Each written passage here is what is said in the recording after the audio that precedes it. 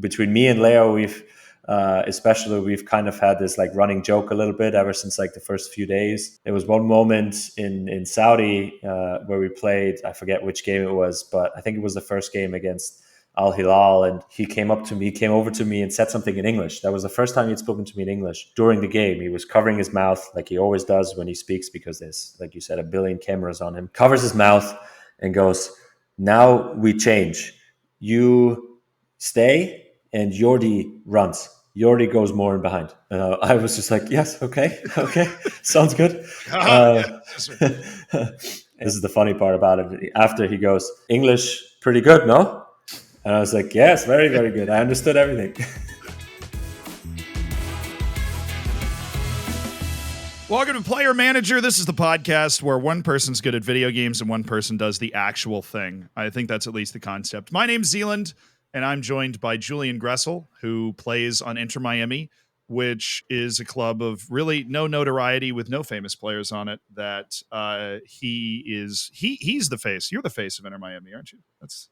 I mean, I hope so. But I am Julian Gressel. I am a professional soccer player currently playing for Inter Miami in MLS, and have been now in this league for, I think, this is my 8th year. So I'm also a father of 2. I can't even count the years anymore. But I'm also a father of 2 daughters, beautiful daughters. And this is, I think, going to be a fun little project for us. I'm certainly excited to see where we can go with this. But to introduce who I am a little bit as to how this random person ended up on a podcast with you, I'm somebody that makes YouTube videos specifically about Football Manager and broader stuff in the football or soccer world, depending on who you ask. And because I am widely considered by other people, not by myself, as the world's authority on Football Manager and like how to play the game, I am often asked, how do you think you would do if you were managing an actual team, right? Because I can do really crazy things in that game. I don't know if you've ever played it. For some reason, we've literally never talked about that. But I've taken teams from, like the second tier of Austria and won the Champions League in 10 years or something. But it's a video game, right? I'm not going to say that I'm out here creating a tactically beat Pep. But because I can do that, people will ask me like, well, like if you were put in charge of this team, what would you do? Like if I was put in charge of Inter Miami, what would I do? And I'm like, I'd just ask for autographs and leave. Like I wouldn't, there's no way I could actually look like you in the eyes, right? Like just look right into your eyes, Julian, and be like, hey, I want you to make an underlapping run. Like, I don't know what the heck. And then you would have zero reason to listen to me. So no, I'd get in the huddle and I'd be like, wow, it's really great to have you all gathered here. I have brought a couple of shirts for you guys to sign. I promise I won't sell them on eBay, and I will cherish them forever. And I hope you guys have a great match, and I will definitely be watching. I'm going to ask you throughout this, whole season of us talking, I'm going to ask you some advice on Football Manager, because I absolutely have played it. I have it on my iPad. I don't play it on every away trip, but Luis Suarez also plays it. So maybe there's some tip that you can give me that I can then give him going forward. I've seen him play almost the whole trip, honestly, throughout preseason. He was sitting on the bus with his iPad, always on Football Manager, from training to training, from games back home after. Like it was on the planes. I always saw him with his iPad playing Football Manager. So I thought you would find that funny. No, it's either the third or fourth most addictive drug on the planet. I don't know why, but a lot of players play it. There were completely random players. Like one of the coolest experiences of my life that is purely because of Football Manager is I got a message from a guy that went to the World Cup, a guy that played on the Welsh national team at the World. It was Gareth Bale. No, it wasn't Gareth Bale. His name's Matt Smith. He's a really nice guy. And he was at the World Cup with Wales and everything. And he had a question about Football Manager, and you just get a DM on Instagram from just a guy, and you're like, oh, this is real. Okay. Like and he just sends me a message. He's like, hey, could you help me with this? So I just get on a call with this guy on the Welsh national team. I think he was on loan from Manchester City at the time. And I just helped him with this. And he's like, oh, if you're ever in Wales, just like come by. Like if you ever come to a national team match, just come by. So I did that. And he's like, oh, like, let's hang out after the game. And I'm sitting here like this like for you, That would be normal, right? Because you are a professional player, right? This is like your sphere, and these are your, where for him, he's acting like this is totally normal. For me, I never leave my room, right? I'm in like I'm sitting in sweatpants half the time, right? I'm making tutorials, Cheeto dust all over me, right? Like playing this game, explaining it to apparently people like Luis Suarez, like how to be good at the game. And I meet him after the game, and there's like all these autograph hounds, and the bodyguards like move them all away, and he like points at me, and I like just come over the thing, and he hands me his jersey. So I have like a Wales national like he gave me his shirt, and I remember That's looking awesome. at him, I'm like, I'm sorry, I don't have anything to give you. And he's like, what would you give me? I'm like, I don't know, my computer, like my livelihood. So it is, there are a lot of random players play it, like Terrence Boyd, the old U.S. national team player, huge football man. He does that. Yeah. Like on the bus to every game, he's just playing. Every team I've been in, there've been a handful of guys at least that play it. And yeah, like I said, I play it. I have it on my iPad. Not to the extent you play it, I'm sure. Not every trip. Like I said, I'm not addicted. It's probably not in my top 5, but it's healthy. Yeah, it's certainly fun sometimes. It just changes things up rather than just watching always Netflix or whatever, or Apple TV or whatever it is these days. But no, it's good. At risk of turning into a football manager advertisement, I do want to talk about because you guys have played 2 matches. You played Real Salt Lake, which in my opinion is the funniest name in MLS, and then you played LA Galaxy. And the Real Salt Lake match was first, so I suppose we will talk about that first. This was your first real go in a midfield with Sergio Busquets. Specifically, right? Because at least when the team sheet comes out, when Apple TV and all of its wisdom puts the team sheet out, it puts you right behind Messi and right next to Busquets, right? And so you're in like the all-time Barcelona legends manwich. And what was that experience like in that first match? Yeah, it was like you said, first real go, first game of the season. You obviously want to get off to a good start, and to be playing alongside Busi in midfield is somewhat surreal in a sense, and obviously playing on the same side as Messi, kind of just behind him, and is even crazier to think about. I don't even know how to say this, but like there's no real words that describe that. You know, like it's just the best player in the world is playing to the right of you or just above you, but just in front of you, and probably the best or one of the best all-time number 6s in the world is playing right with you in midfield, and is trying to like give you directions of where to move when he moves in certain positions. It's surreal. It's been surreal ever since I walked in the club, honestly. And to be lining up there first game of the season was cool. It was nice, and it was. I thought we had a really good first half too, where we played really well. I thought pretty good. Obviously, a lot of defensive work to get those guys not running too much, so they can focus on the offensive part of it.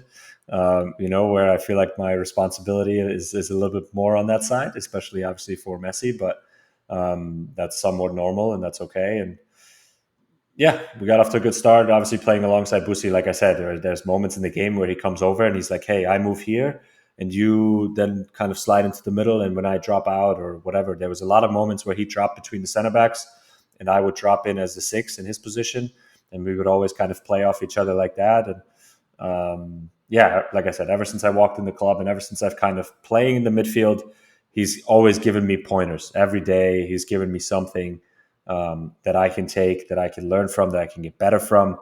And yeah, it's like, I mean, it's incredible because he has so much knowledge about the game.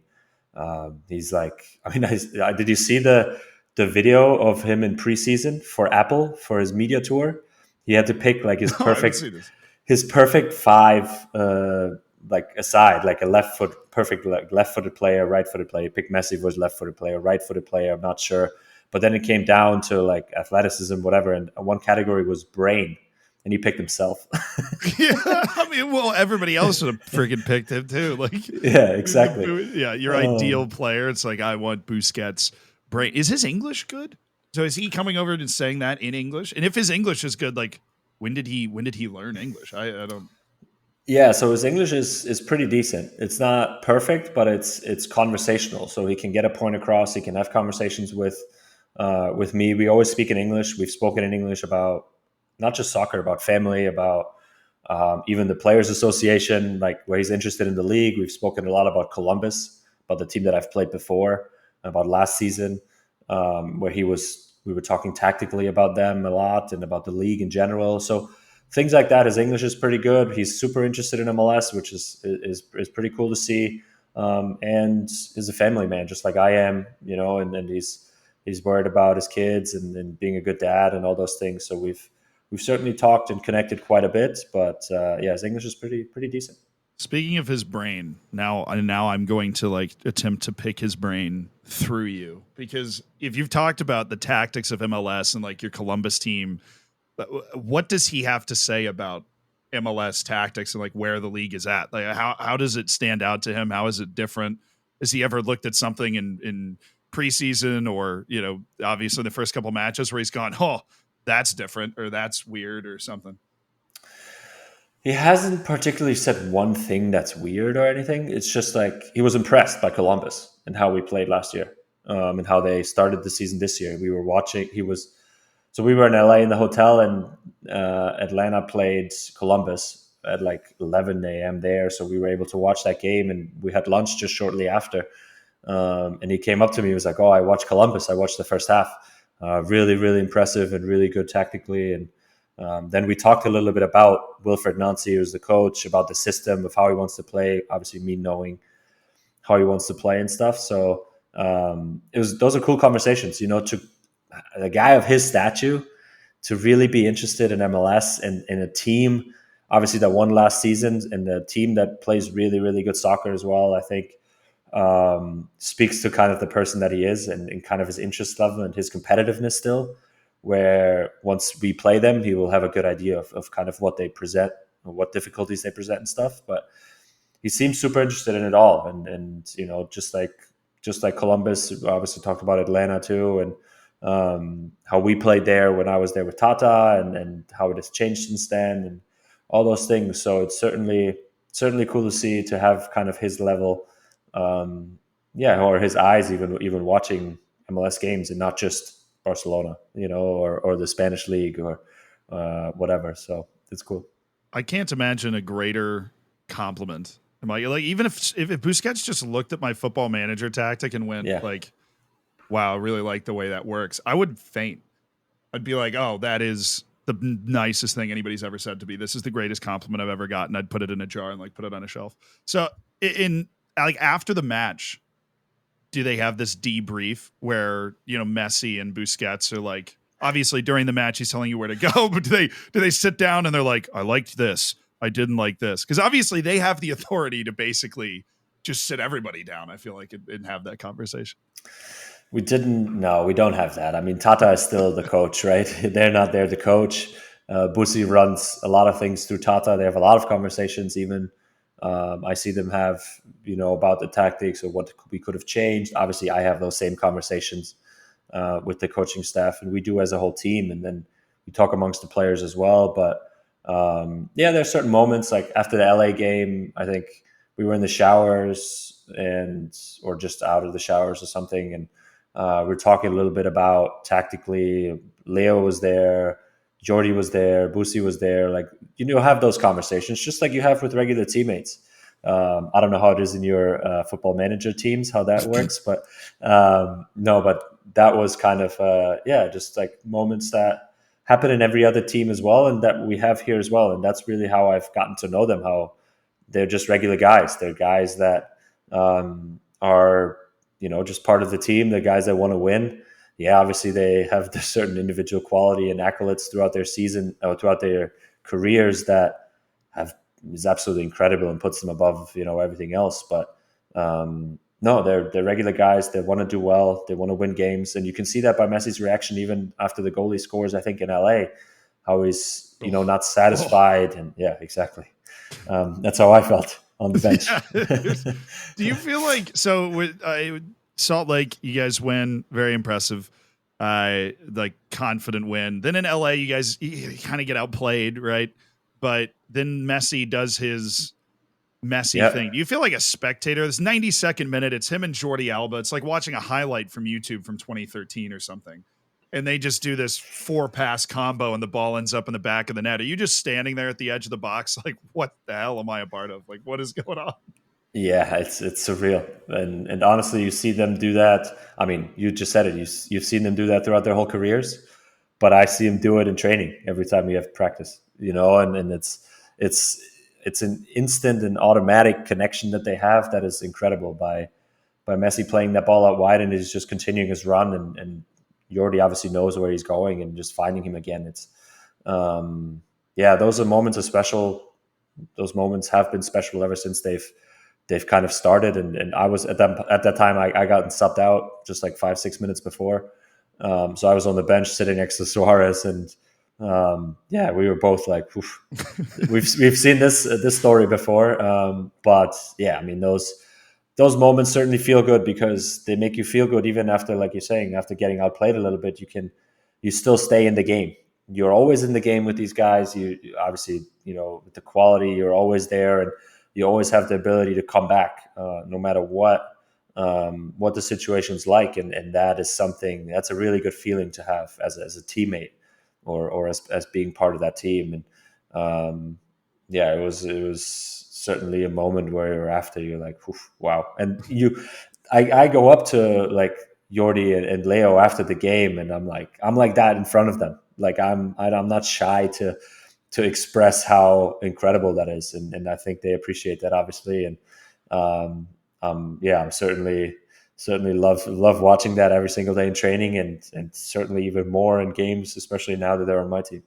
Yeah. No, I was actually so curious about that because I'm watching the matches obviously now because now I am friends with somebody on the team, and I'm watching these matches, right? And especially like Salt Lake, a goal goes in, and right, it's them doing their amazing thing, and then you're running over and high-fiving them. And I'm like, if that was me, I'd feel almost self-conscious about running over and being like, yo, nice play all time. Like I would be almost self-conscious. Like, what? Be honest. Like, do you feel that even a little bit when you're running over and be like, oh, like, what do I high five him? Do I hug him? Do I jump on him? Like, what do I do? Yeah, you are that a little bit. I was more so in the beginning because, like, you obviously, I mean, meeting him for the first time, for example, right? You walk into the locker room, you don't really know what to say. You just go up and say, "Hey, my name is Julian. Nice to meet you." And then, I mean, that's the extent of it. And then as you kind of get more comfortable, I think what I've gotten to know them as is that they like people, or they want you to be yourself, right? And so I don't need to be any hesitant. I don't need to be any fake. I don't need to change who I am, to kind of, for them to be okay with it, in a sense, right? And it's just like any other teammate, really. You're accepted for who you are. That's part of a team that you have people from different backgrounds, different cultures, people that are different, and that's how they are too, and that's super welcoming. That's been really, really nice to see, obviously, that they are like that, and that they let other people express themselves. And in that moment, if I wanted to jump on him, which I didn't want to, but he it would have been acceptable or whatever. And maybe one of these days I will, after I give him a good assist or something. Exactly. Yeah, that's perfect. Or if you'd finished off that one volley that I thought for all the world was going in. Thanks for reminding me. You had that one golden look. I was like, yes. It would look. If it had been me, I wouldn't have even hit the ball. So I mean, there are levels to the game here. Yeah, you were close, but you'd been subbed off in that game actually because you had a yellow card. I mean, at least it's a contributing reason. I'm not inside Tata Martino's mind, and that yellow card to me was very funny because it looked like a penalty. So like what? I know that when you're in the heat of battle, right? You're sitting there and you're like, you're trying to come up with any argument possible. They're replacement referees, right? Because of real, not that they aren't real refs, but they aren't the MLS refs. Because that for those that aren't familiar with the situation, there's like some sort of lockout, and honest to goodness, I'm not too familiar with the situation, but they're negotiating and whatever. So it's a replacement ref, obvious pen. Julian gets a yellow. the hell did you say? Yeah, the yellow was for dissent, so we got to say that I didn't foul the guy. Yeah. Oh yeah. Yeah. Sorry, if Yeah, I didn't make that clear. Yeah, you were yeah, you were talking some trash after. It was on Busquets, actually, of all people. yeah. Well, I honestly didn't even see really if it was a penalty or not. I was still a little bit more upset about the plays before from the referee, and like you're saying, it was a replacement referee. In my opinion, he kind of got off to a slower start and didn't think the game was going to be as fast as it was. So he was a little bit behind the eight ball, in my opinion, from the jump. And yeah, I don't know how much I can say, to be honest, because I'm already going to get a fine for the dissent. Okay, this that's trying dissent. to not add to the fine. So I'm not trying to add to the fine, and I'm not trying to, stir up anything. But let's just say I hope that the league and the pro refs can come to an agreement, because I actually think over the last few years, MLS has done, or pro has done a better job, and the referees have improved from year to year. And this certainly is something that I think this league needs in order to continue to provide a good quality product on the field. And you can even see Leo's reaction even after the game. I think there's videos, right, that I don't know if they went viral or not, but you can see him go up to the ref and tell him something, not happy words for sure. So I'm not going to say what exactly I said. I'll just leave it at that. But Did you deserve the yellow card? I honestly don't even think he heard me, because it wasn't like something that was really yellow warranted, in my opinion. I guess I'll just say it, whatever. I guess that it wasn't that bad. I guess I just told him that basically this game is faster than what he's used to, and he needs to be running a little bit more in order to make the right calls, in order to stand in the right spots and things like that. Not obviously to that length of extent, but like he needs to be more active to see the plays better. That's what I told him. So, which, I mean, that's actually very solid professional advice for a referee. Yeah, I mean, I didn't say it in the calmness I said it just now, obviously, and maybe the yellow was more for kind of running towards him a little bit aggressively. That's obviously frowned upon. Usually the optics, right? I feel like refs are all into the optics. Like if you don't even need to say anything, you just need to have like a giant physical temper tantrum, and they're going to try and give you a yellow card. But it didn't. I mean, Drake saved the penalty, so it didn't matter. That's right. I was like, ball doesn't lie after that. But it was a penalty, so I guess. Oh yeah, it was a penalty, and it was a penalty because I mean Busquets has never been fast, but he got flambéed on that play. Even though he's normally Busquets 90% of the time, if he gets isolated against that speed, that's tough. And I feel like that you touched on this earlier is kind of where you and a couple of other people on Inter Miami almost come in to the equation. Is that there's a ton of quality in a guy like Busquets and a guy like Suarez. Obviously, Messi's still really fast. Like, I don't know how he's managing that at 36, but he's still at least very quick. But does the coach come over and tell you, like, hey, you have to cover this bigger area, right? Is that something that is implicit or explicit in, like, team meetings? Or maybe even Busquets being like, yeah, I've lost a step, maybe.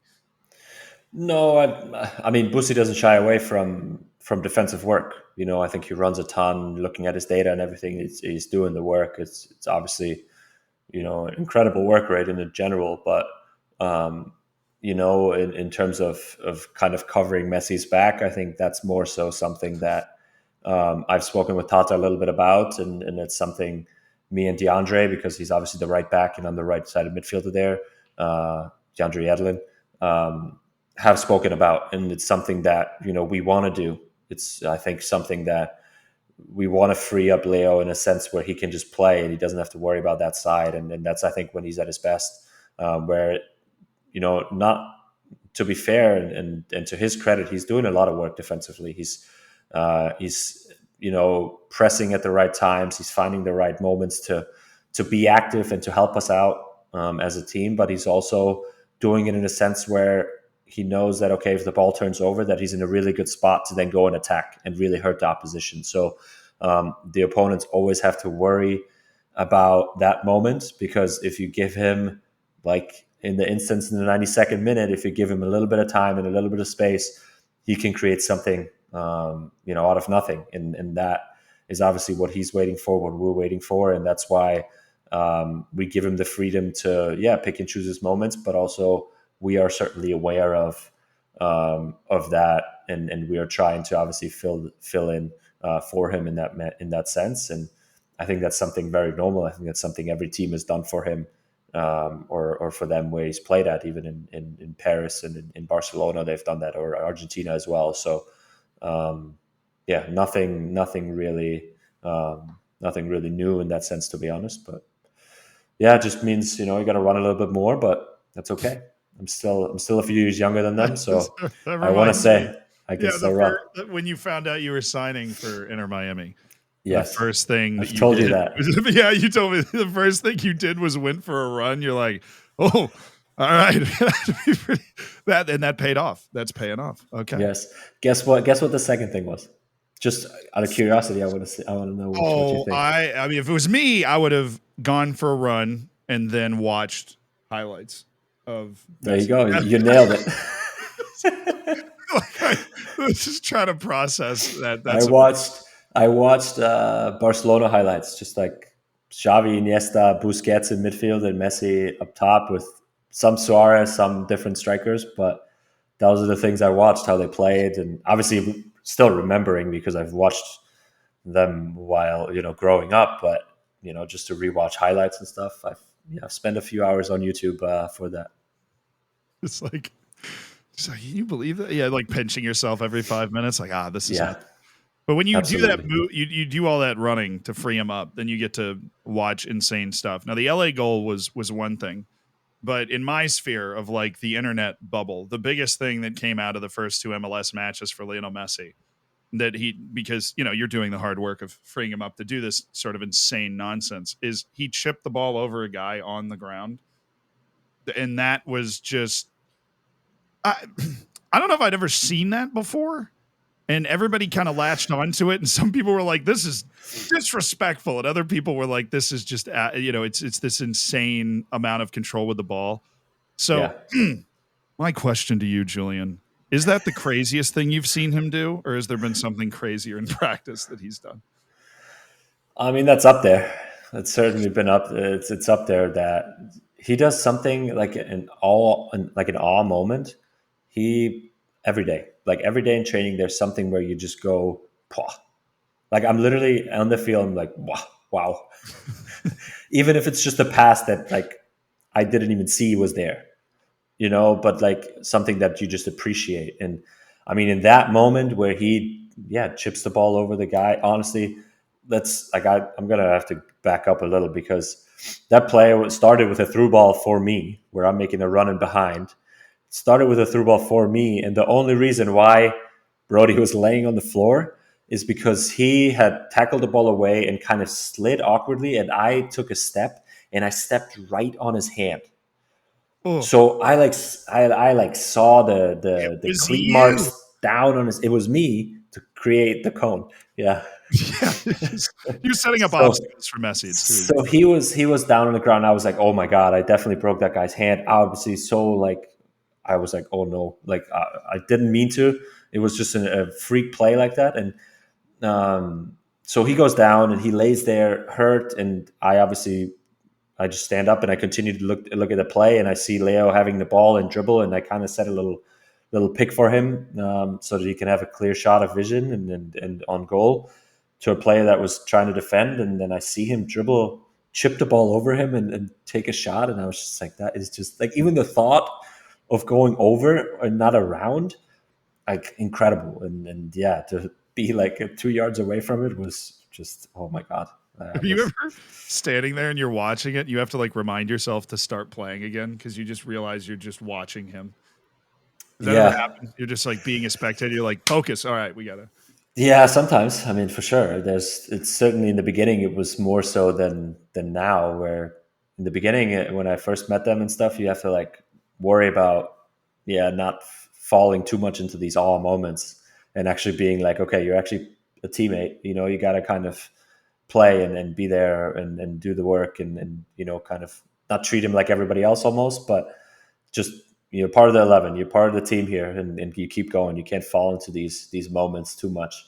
So it didn't take me too long to kind of shake it off and then kind of keep going. But certainly after, we talked about it quite a bit, and in the locker room, and I watched it like 5-6 times as well. It was incredible. And was there a, like, because obviously there's a transition period from you find out I'm playing for Inter Miami, you go for a run and watch highlights, top 5 day of your life, I guess, and then you're on the team where you're setting a screen for Messi to pull off a dribble move that then a billion people watched on Twitter for days after. In that range, there had to have been a moment where Lionel Messi in particular made you feel comfortable to be around him. Do you remember like what that moment was exactly? Honestly, or are you still just not entirely comfortable because it's Lionel? No, I wouldn't. no. It would take me years. Okay. I am comfortable. I am comfortable being Julian around Leo. Yeah, it's something that they've done from the start, really, where they don't, act as if they're better than anybody else. They don't. I'm talking about all four of them, right? Like they're all obviously not just Leo. They're really humble guys, really good guys, family first, really good teammates. He's obviously an incredible captain. But between me and Leo, especially we've kind of had this like running joke a little bit ever since like the first few days in preseason, where Tata kind of came over and mediate something between us. And Leo like asked Tata, I was like, hey, does Julian like speak English, understand Spanish? And I go, yeah, I understand. I can't speak, but I understand. And then he just like smiled and like walked off. And ever since then, it's kind of been like, okay, he understands Spanish. And I was like, do you understand English, or like, do you speak any English? And he was like, no, not really. Your Spanish is probably better than my English. And just like obviously in conversational, like you kind of try and find mediators between you. But there was one moment in Saudi where we played, I forget which game it was, but I think it was the first game against Al Hilal, and he was kind of like in midfield. It was the second half, and I had made a ton of runs in behind and run kind of past him, where he would drop into the midfield and I would run out. And he came over to me and said something in English. That was the first time he'd spoken to me in English during the game. He was covering his mouth like he always does when he speaks, because there's, like you said, a billion cameras on him. Covers his mouth and goes, now we change. You stay and Jordi runs. Jordi goes more in behind. And I was just like, yes, okay, sounds good. And then after, this is the funny part about it. After he goes, English pretty good, no? And I was like, yes, very, very good. I understood everything. So these moments are pretty cool. And ever since then, we've kind of had more and more conversations, and he makes you feel comfortable, makes you feel part of the team. And it's certainly cool to see how he's just one of the guys, and how he's just one of the teammates that wants the best for the team, that wants to win. And those moments certainly are memorable for sure. Now that you're in these, like, and I'm clearly a part of this problem. You're in this situation where you're playing with Messi, right? You have so many people that are asking about what it's like to play with Messi, and does it get annoying? Now I realize that we just spent like 30 minutes talking about Lionel Messi, Sergio Busquets, Luis Suarez, and just like the experience, because it's so unique. But have you gotten annoyed by it yet? Do you feel like you will get annoyed?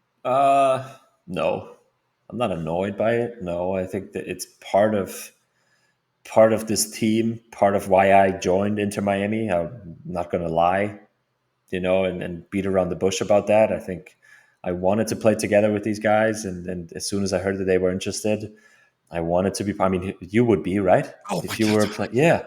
I mean, it's No, the answer to this question for me would be no. I'll talk about it every day the rest of my life if you want me to. But exactly, I think as a soccer fan and as a player, that's the moments you dream about, and that's why, no, I'm not getting annoyed by it. I'm not upset by it. That's my reality, which is a crazy reality.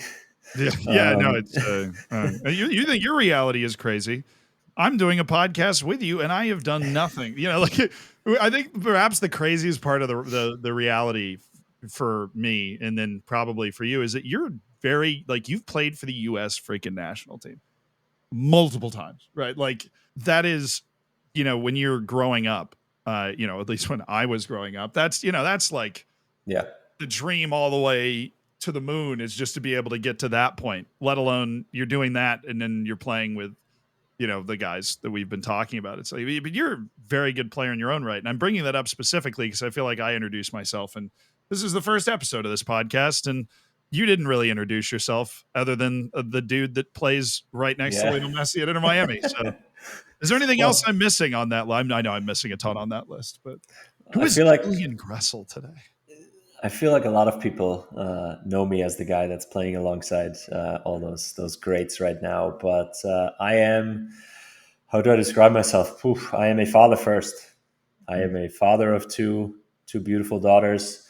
I'm a husband, and I'm a professional soccer player that is now playing his 8th season in MLS. I grew up in Germany, came over to the US for college, stuck around, had a pretty good college career, and then got drafted to Atlanta United, then played for DC United, then Vancouver Whitecaps. Quick stop in Columbus last season for a few months, and now Inter Miami, where... Don't sell Columbus short. Come on, you won the MLS Cup. You didn't even work that in there. Yeah, I did. Thankfully, I've been able to win a few trophies here. 2 MLS Cups, 1 Open Cup, 2 Canadian Championships. I've certainly been around the league. I know MLS really well, and I guess that's why I'm part of Inter Miami as well, to bring some MLS experience and bring some a different wrinkle into the team that we don't have too many guys of, experiences within the league, because this league is very unique, and it is certainly something that is different than Europe, and that's why, at least that's how the club has communicated it to me. That's why I'm here, and that's why they wanted me to be part of this project and hopefully bring, a guy that can connect with young guys, that can develop young guys, and the team together in a sense to win some stuff. But I guess that's how I would describe myself. But always father and husband and family man first. That's a big thing for me. Likes long walks on the beach. Likes, well,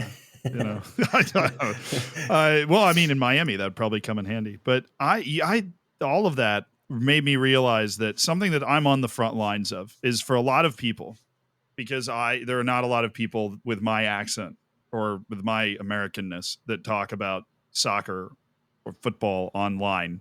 I make videos about all sorts of stuff, particularly Football Manager. I'm literally the only one. And so I think of myself as the token American that people interact with. And one of the things that they ask me about all the time is how particularly the United States federation and the U.S. national team typically consists of like players that weren't born in the United States. Yeah. And you fit into that, which I like. And I've never had the opportunity really to have this conversation before. And that, like, how important do you think that is? Because on my stance is always, I'm like, I don't think it matters at all. Right? Well, I don't think it matters at all. But yeah. I mean, okay. Other people are always curious about it. Yeah. Let me ask you, because I think this is a more important question for the U.S. men's national team fans instead of the players. Because, for me, right, whatever you think, in my opinion, it should be more important to the federation rather than what I think. Obviously, I want to play. If I don't get called up for Germany and I get called up for the U.S., 100% I'm going to try and play and represent the country that I love. This country, right? And I think that's where it all starts. This is home for me. It's been home for 10 years. I've lived here now. I've made this is like the 3rd house we've bought here in the U.S. now, and I have 2 one Canadian born, 1 American born child. My wife is from Boston, so I want to be here long term. This is my home, right? And I feel just as much proud to represent the U.S. as I would representing Germany and being an American. So.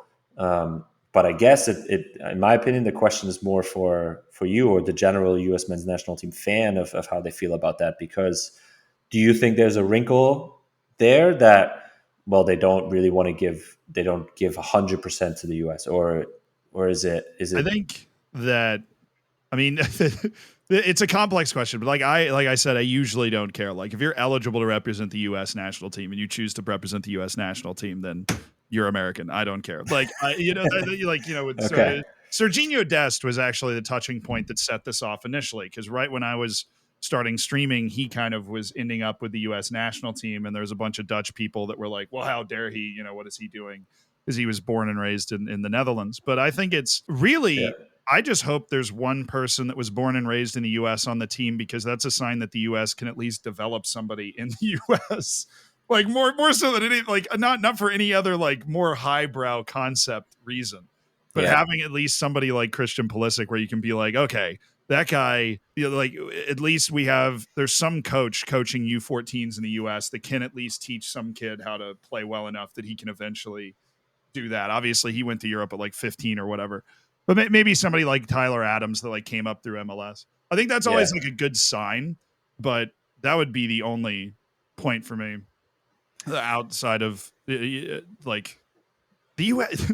It's also the US. The That's US is valid. That's unique, good. right? The US is Yeah. a fairly unique country. I mean, globalization's a thing, and more, when you go to the World Cup, a team like Morocco, the majority of the people that play for Morocco weren't born in Morocco. That doesn't matter. They're still part of that nation Yeah. and part of that team, and they inspire the whole country. And so this is happening more and more. But the U.S. in particular, it's like, I mean, basically everybody that lives in the U.S. Is has a Well, story where somebody came here from somewhere else.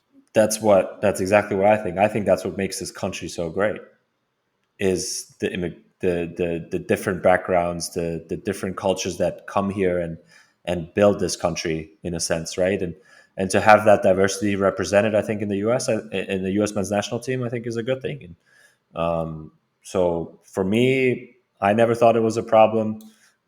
Doesn't sound like it is for you. So I guess we're on the I think it same just page. no, yeah, it just I think honestly, as with probably more like I don't think it's a problem for anybody involved. It's just other people that Yeah. look at it and they're like, well, that's different. I'm like, yeah, it's different, but we're also like on the other side of the planet in a completely different country where Yeah. things are different. Now, one thing I will say though is I think you should be able to speak obviously English. Yeah, I think it is. I think it's at least awkward because you end up you've ended up with those situations in a couple of countries. Because I'm an obsessive when it comes to international Yeah. football. I got into soccer through like the World Cup because I grew up with American sports. I grew up in Tampa, Florida, so like 4 hours north of where you are now. And I had to explain the offside rule to my dad. Right? It's like growing up in the U.S. when you're like soccer is very different than most parts of the world where you have to. It's like my generation, and there are people that are older than me that are into it too, but that are having to kind of create everything. But in every other sport I grew up playing, whether it's football or basketball or baseball, it was kind of just us playing it. I mean, I know basketball, there'd be some random guy like Dirk Nowitzki that would just go off. But it was just us. Or baseball, there'd be some dudes from Japan, or Dominican Republic. But when I got I don't, this is like Zealand lore here. I got like a Nintendo DS, right? Yeah. And it had a video game, had the 2006 World Cup video game on it. And I Okay. don't know who bought it for me. I don't know where it came from. I didn't know the World Cup was a thing, right? I'm like 10 years old. And I plugged the game in, and this is this is more loaded country now than it used to be. But the first loading screen popped up was Saudi Arabia. And I remember seeing that, and I'm like, even at 10 years old, for some reason I knew like what the flag I knew that was a different country. And I Yeah. was like, they like play this sport. But that was just so mind blowing. I was like, wait, it's like Saudi Arabia plays this, and then of course I get in the game, and that's the year Trinidad and Tobago made it, and I'm like, what the hell is Trinidad and Tobago? Yeah. It was so mind blowing to me. So I always fell in love with the international part of the game first, and so I just I don't even remember why I started talking about this, but I. I can't wait for the World Cup and Copa America, which is this summer. I know. Actually, well, I'm losing track of time because it's like 3 months from now, and it's in the Yeah. U.S. First of all, are you going to make the team? Is that like in? I don't You know if gotta that's you gotta call somebody else for that. No, I'm just kidding. yeah. Let me get Greg on the line. I'll see what I Yeah. can do. No, I'm you know, I don't know. I gotta play Right. well for I got you. Miami. That's it. You know, that's how you get into the national team by doing well. Um, you know, for your club. So we'll see. But it'll be a cool tournament because obviously it's in the US, and I think it's like a little preview of what the World Cup will be like in a few years, right? So that'll certainly be fun. I'm excited, and I think I just saw that the US is playing Colombia and Brazil, right, as like tune-up matches for Yeah, that. So yeah. They those are just some, booked the Brazil match, which will be yeah, cool. awesome. That's how you get the larger U.S. media to care. Is if you start playing like a Brazil, then all of a sudden everybody turns up again. Yeah, so those are, I think, great games. I think one of them is in Orlando. So um, yeah, maybe I can shoot up there even if we don't play ourselves. But those are fun games to be part of, and yeah, it'll be a really cool tournament. And I know I've watched some videos of you commenting on international, even like just recently the Africa Cup, right, and Oh things my like that. Yeah, that tournament was so freaking cool. I mean, you as somebody that actually plays could probably speak on this more than I could, but the fact that they fired their manager in the middle of an yeah, international tournament, Ivory Coast did, and they won the tournament. They finished the group stage, fired their manager, and then won the tournament. Am I right in thinking that is absolutely absurd? Right, that should be impossible, basically. yeah. That's unheard of, right? I mean, that. Oh my god! But I mean, you get that a lot by I've when you seen it. fire a coach. You always have an immediate reaction from the team and like an immediate positive kind of change, or not always, but sometimes. And I mean, what a story! I mean, How bad do you think that coach feels? oh yeah. Well, because the last match, so they fired him because their last match they lost to Equatorial Guinea 4-0 in the group Yeah, stage. And they went, okay. And it looked like, because of the way it worked, they were probably out because they were like in third place or whatever, and they have the yeah, third placing. And so they lose to Equatorial Guinea, they just sack the guy. And then all of the other matches go their way. Like everything they needed to happen happens, and they were the last team in to the knockouts. And I don't even remember who took over. Just like some random dude that was on the staff, and you just go, "Hey, man, you got it." And they were hosting the tournament too. That's yeah. just, I mean, that absurdity is. That's why, honestly, that's why It's I love the Euros, but sometimes they're almost boring in their like predictability. But when you get Asian Cup, Africa Cup of Nations, CONCACAF gets crazy. Like it just gets weird out yeah. there in a way that But it doesn't other places. what is like the equivalent of that in like in the NFL, for example? Is a team making the playoffs and then they just fire their coach after like the first round, Yeah, even though for they sure. advanced, and NFL then would they've be gone on like, to win the Super Bowl. Yeah, yeah, yes. It's like a team finishes the season like 9-8 or something. But they underperformed, and they were like, their last game they got blown out. They're probably not going to make the playoffs. They need like 4 things to happen to make the playoffs. They fire their coach, and then they make the they playoffs make and the we win the playoffs. Super Some Bowl. dude takes over, and you win the whole thing. That's basically what happened with Ivory Coast, and they partied in the streets all night long or whatever. I love that. I love the fact that a team like Equatorial Guinea can actually beat Ivory Coast 4-0. That's happening more in CONCACAF as well, where the second cut of teams is getting better. And I Yeah, think that's great. That's great for the world too. And the World Cup's expanding, which like I love shitting on FIFA as much as the next guy, but I actually like the fact that the World Cup's expanding because I think it gets more teams in, and more teams deserve like that. The World Cup is a huge yeah, springboard for a lot. If Uzbekistan, right? I've long been a fan of because they've missed the World Cup by like a point 3 times. I have no reason to know that, but I do. And, and if they like actually make it, I have to imagine that's going to be the biggest thing to ever happen for Uzbekistan. They're going to, it's going to launch their development so aggressively. But like in I your mean, just experience, look at Just look at the most recent World Cup. You have the biggest upset: Saudi Arabia versus Argentina. And look what Against that did for yeah, Saudis wanting to play the game. I mean, obviously, it kicked their government into overdrive, spending like $45 billion. Do you think about cashing in on that Saudi money? Did you get a phone call? I get asked does that not. every day, dude. Like, oh, if they offered you $1 billion, would you take it? I was a free agent at the end of the season last year, but I didn't get a call. I didn't really pursue any of that either, though. Yeah, no, that's fair. And That would honestly, after the preseason tour, I It's don't know. hot, man. It's hot. It's also Yeah, very different than it'd be very hard to find a place much more different than Miami, Florida, than like that's hanging out in Saudi Arabia for a little while. very true. And it's not the heat, it's the humidity that kills you. That's what you're dealing with now. Is my Yeah, classic Floridian we're humidity. yeah, you're Floridian, but we're gradually getting built into this, so that's kind of nice.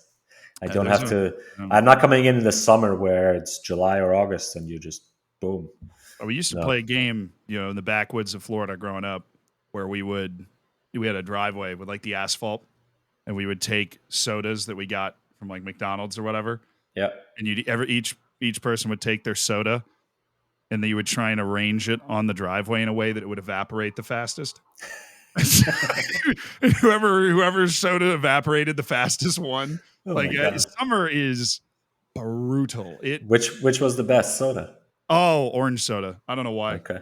Like an orange soda always goes first. Maybe it's just it's like its natural habitat with the citrus and everything. It feels like it's more at home. The Well, orange this is the winner. this podcast just took a weird turn there. This is like how to survive Florida in the summer podcast. Yes, yes. Yeah, it's the summer that you don't go outside. So it's like if it's the winter in, I don't know, Vancouver or Columbus, the winter's when you don't want to go outside. In Florida, it's the summer. You just Okay. stay inside, raise that AC bill and, evaporate sodas in the driveway. Your daughters are going to have a great time with the sodas in the driveway. Sounds good. I'll play that game and I'll pick the orange one. Why does dad always win? Oh, the worst. No, but okay. So we were down 4 different rabbit holes here, but Copa America, I want to get your prediction because it is maybe Lionel Messi's last tournament, your new best friend and teammate. And you also have, is Neymar out? Neymar's out, but you have a Brazil team that's just absolutely thirsting for something to erase the taste of yet another World Cup failure. Is there a team you feel like is destined to win it? Like the U.S. I'm going to pick the U.S. We're a bit far out from the Copa America, so I'm making an early prediction here, but then once the rosters and stuff, a lot can happen between now and then. I feel like this is a preliminary feeling. I'm sure we'll be back here making a very detailed pick in the future. Yeah, and you're also putting me into a spot where if I say Brazil now, I don't know if I can recover. I'm going to remove you from that spot, and I'll remove because one, you could be playing potentially for one of the teams. You are also teammates with people that play for multiple of those teams. Assuming Luis Suarez decides to show up for Uruguay again, then you've got a lot of vested interest. But removing all of that vested interest, who do you feel like has the best chance? Well, I feel like you can't really go against the World Cup winners, right? A man of logic. In Argentina at the moment. So Messi obviously happens to play on my team and happens to play in Argentina as well. So that would be my early pick, and I would love a Argentina-US final. That would obviously be incredible. But that's kind of I think Argentina for now, but we'll see kind of in a few months of how it looks when we get there. But certainly bullish, obviously, on the US and especially on home soil. Like I said, I think they'll be or will be kind of trying to turn heads and trying to turn this country into a soccer country, and tournaments like that and having big performances in tournaments like that is certainly what would help. And that's why I think it's a big thing on the U.S. men's national team players this year. If the U.S. even makes the final of the tournament, that will send the World Cup prep into overdrive. And the U.S. is pot 1 too, which is weird because I always feel like a team like Uruguay is just supposed to be better than the U.S. The U.S. is pot 1. So is Mexico. I don't know how much I can trust those FIFA rankings, but they're both impossible. So technically, that means the U.S. should make the semifinal. But if I'm going my personal pick, I'm really bullish on Bolivia. I think this is their time. No, dude. That's a Zealand pick through and through, There right you go. there. Yeah, Bolivia and Venezuela are bringing it home. Now Venezuela. This is your fun fact of the day. Venezuela is the only team from the entire South America section that has never been to the World Cup. Every other one, has been, which is obviously the highest percentage of any continent. But that means that I am a diehard Venezuela fan, at least like their national team, until they actually manage to get to a World Cup. But they're going to get smoked. I am amazed at how. Well, I mean, they have Joseph Martinez. They probably should be better than they are, shouldn't they? I don't know. They have a few good players. I've played with a lot of Venezuelans, I think, throughout my years. But yeah, I don't know. I mean, honestly, the whole region, South America, is, oh my God, it's so tough. Like there's so many good national teams and so many good countries, like good players. Whoa. Yeah, no, I mean, well, they teach the game differently down there too. I've always felt like that, just as an observer, that there's a different setting on Football Manager there. Yeah. It's like they just like add 5 to the flair and like 3 to the touch. Like they just turn up certain different. Where in the U.S. we we emphasize in development that kind of physical ability has always been in U.S. not necessarily size, but the quickness, the speed, the toughness, the kind of and that is what the U.S. because the U.S. doesn't have the infrastructure to develop technical players. Like when Sergio Busquets could not have come out of the United States, like that just doesn't not yet. No, in the future, hopefully, but that's going to require a significant overhaul, probably, of the way that it's done. The way that it's done, but in South America, I feel like it is just like almost art. It is encouraged the same way that like an artist is encouraged to express themselves on a canvas. I'm clearly not an artist, but like on a canvas or something like that. That they are encouraged to, and then the most creative people become the best players eventually. Yeah, I mean it's different. It's just a sport that is the number one, right? And it's been the number one for years and years and years. And here in the US, it's just different, where there's so much to compete with. But I'm really impressed by how much soccer I see driving here around the neighborhoods. There's a park right by my daughter's preschool here, for example, that the soccer field is always full. There's always kids playing soccer, but the basketball court next to it is empty. No basketball, for example. You still have your American football happening as well next to it. But, I'm here in South Florida, from what I've experienced, obviously a ton of Messi jerseys, Inter Miami jerseys and stuff, but super, young kids playing soccer. And that's how it starts, right? By not pouring the soda cans out on the driveway to see how it evaporates, but maybe creating 2 goals and then playing a little bit in the street with your friends and your neighbors, And that's what they do, and that's what they've been doing in South America for a really, really long time.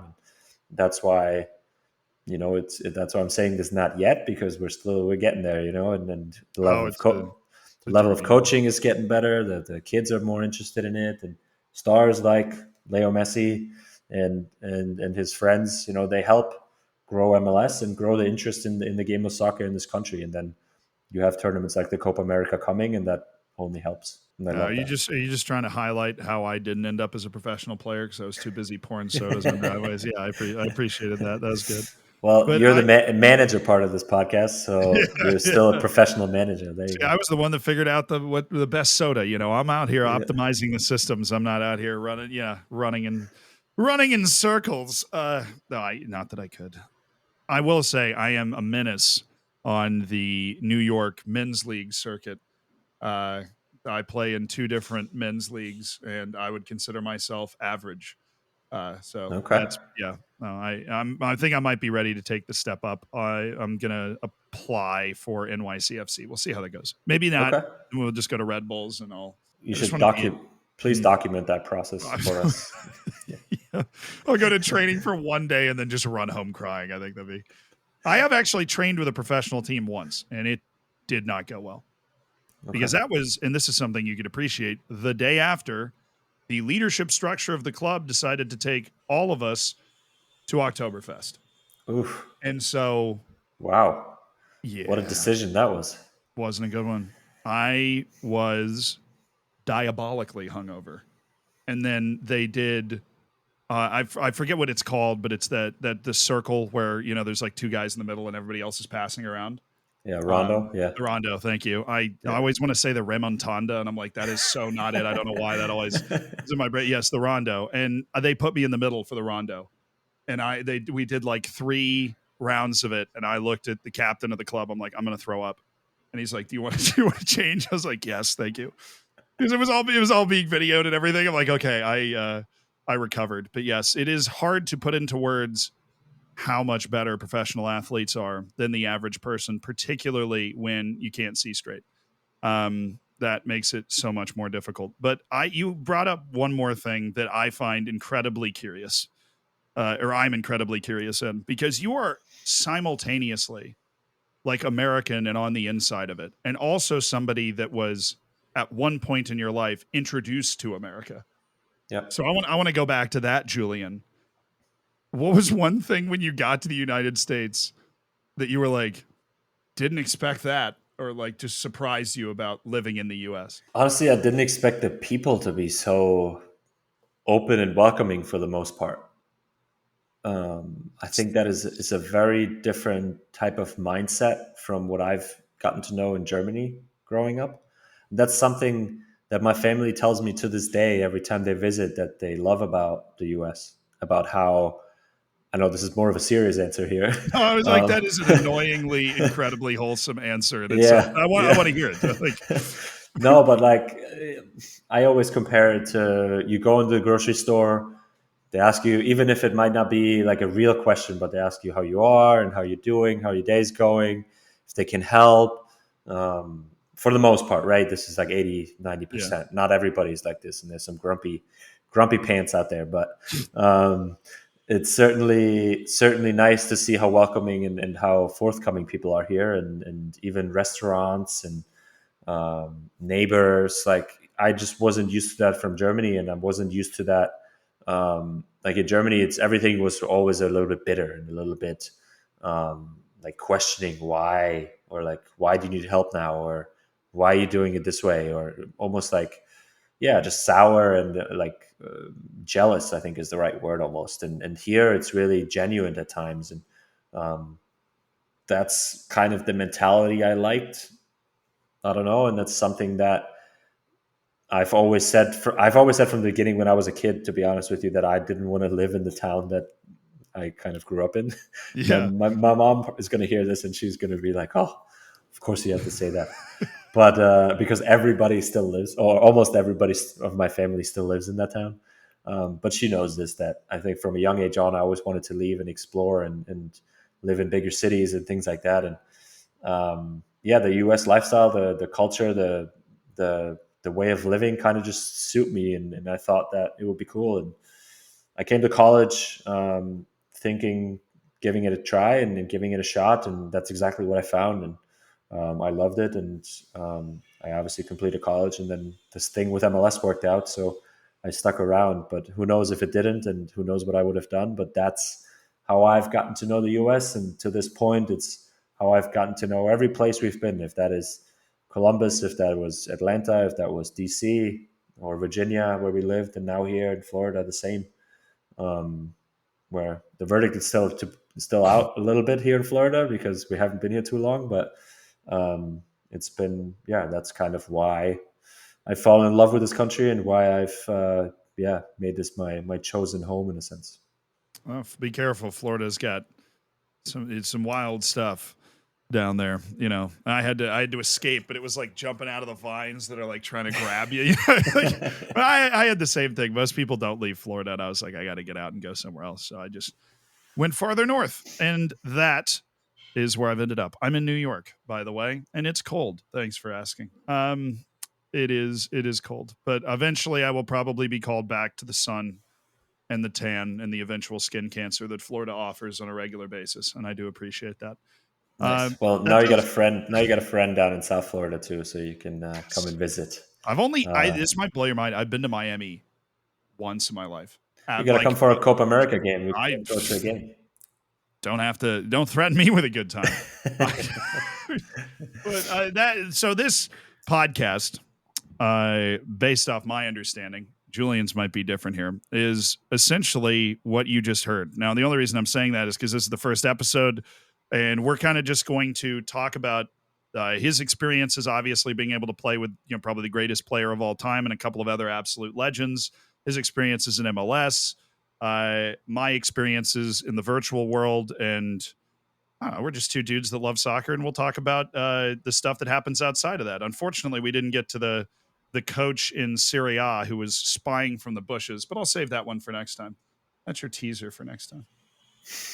We got a lot more to go. I think I have a lot more stories, obviously, about like you said, playing with those guys and what it's like inside the club a little bit. And I'm certainly excited to go on this journey with you throughout the season. Hopefully, we have a lot of memorable things to talk about and a lot of all moments like we had with Messi dribbling over a guy that was injured on the ground and things like that. So I will always be here to give kind of my perspective as best as I can. And I'm excited for this. And obviously I've been a pretty good first episode, I thought. And I'm excited to continue with you to talk all things Football Manager and also get better in that. For me, I have a whole Football Manager for Beginners series, dude. I'll be running through all the hits. It'll be there. But yeah, don't forget to subscribe to the podcast. If you are listening to this on Apple Podcasts or wherever you get your podcasts, you can rate. Also, remember to follow me on MySpace, OnlyFans, Pinterest, all the normal websites that you can find. I'm sure Julian has all of those too. You can check him out on. Thank you guys for listening, and we'll see you on episode 2. Sounds good.